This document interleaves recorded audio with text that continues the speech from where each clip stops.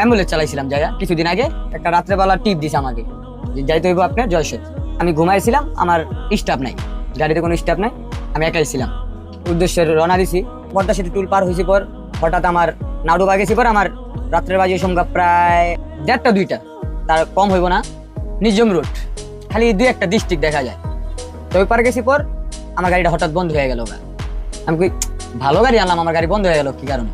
আমি নামছি, আমি একা। হেল্পার একটু জ্বর আসছিল কারণে হেল্পার গেছিল বাড়িতে। লাশের সাথে মানুষ ছিল না?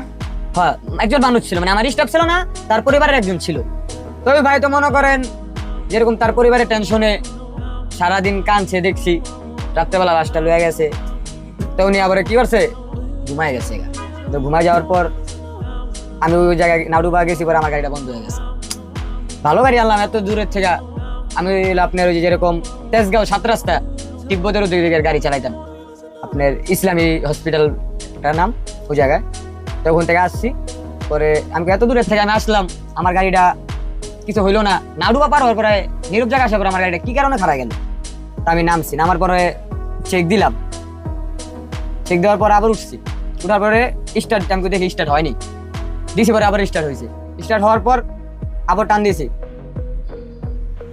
গাড়ি টানতেছি প্রায় 100 আখার উপরে গাড়ি সাইডে পড়ছে টান, মানে রানিং গাড়ি। আমার গাড়ি স্লো হয়ে গেল।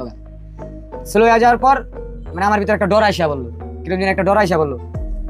অন গাড়ি আমি সোজা ধরে রাখি, স্টার্টিং আমার গাড়ি খালি নাচে, মানে আমার দ্বারা লাগতেছে দিন ভিতরে দিন নাচতে আছে গাড়িটা। আমার এরকম কথা আছে, আমার ভিতরে লাগতেছে না, আমার লাস্টের ভিতরে দিন কেউ অন্য কোনো লোক জীবিত আছে ওরকম লাগতেছে। তো আমি আবার আমার পাশে যে ছিল ওনারা আমি ডাক দিয়েছি। ডাক দেওয়ার পরে বলতে আসি যে ভাই একটু উঠেন। উনি আবার উঠছে, কবে ভাই কি হয়েছে? আমি ভাই আমার মানে গাড়িটা চালানোর অবস্থা কিরকম দিন লাগতেছে, একটু আপনি আমার লগে নামেন। নামছে, নামার পর ভিতরে খুলছি।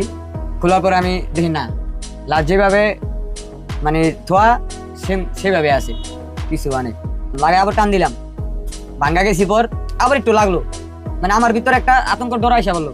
মানে মাদ্রাসায় পড়ছি তো কম বেশি সুরাই তো জানি, তো পড়তে পড়তে আস্তে আস্তে গেলাম। ভাইটা আবার পর্যন্তই এক চার দোকানে থামাইলাম, থামায়া কিছুক্ষণ বিরতি নিলাম, মানে আমাদের কিরকম অস্থিরতা লাগতেছিল। বিরতি নেওয়ার পর চা পানি খাওয়ার পর আবার উঠছি।